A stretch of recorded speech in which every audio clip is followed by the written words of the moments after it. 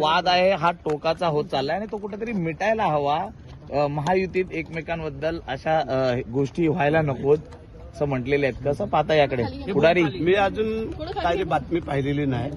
जर दादाने जर विचार करत असेल तर चांगली बाब आहे. आम्हाला काय हौस नाही वाद करत हे करायचं, परंतु दादानी त्यांची पण जी मंडळी आहेत त्यांनाही कल्पना द्यावी, त्यांनाही सांगावं. चुकीचं आणि खोटं नाटं जे काय व्हिडिओ दाखवण्याचं काम किंवा हे जे काय चाललेलं आहे हे पण कुठेतरी आता आम्हाला शोधणं गरजेचं वाटतंय.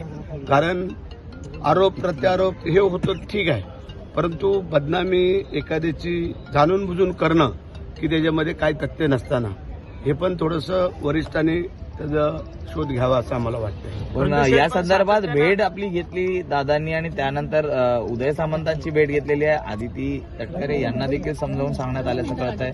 कितपत करायचं? नाही असं काय नाही. काल आम्ही सभागृहामध्ये होतो तेव्हा उदय सामंत मी दादा आमची आपली चर्चा चालली, त्यावरती मग दादा बोलले आणि त्याच्यामुळे त्यांनी ती प्रतिक्रिया दिली असेल. परंतु शेठ, आता अजित पवारांकडनं एक पाऊल पुढे जाताना पाहायला मिळतं, तसं सेनेकडनं देखील एक पाऊल पुढे दादाकडनं एक पाऊल पुढे जाताना दिसत असेल तर आमची 2 पावलं पुढे असतील हे तुम्हाला आम्ही सांगतो.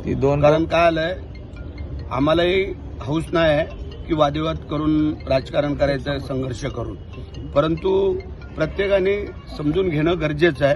वस्तुस्थिती काय आणि परिस्थिती काय त्याच्या अनुषंगाने चालवं. Thank you sir.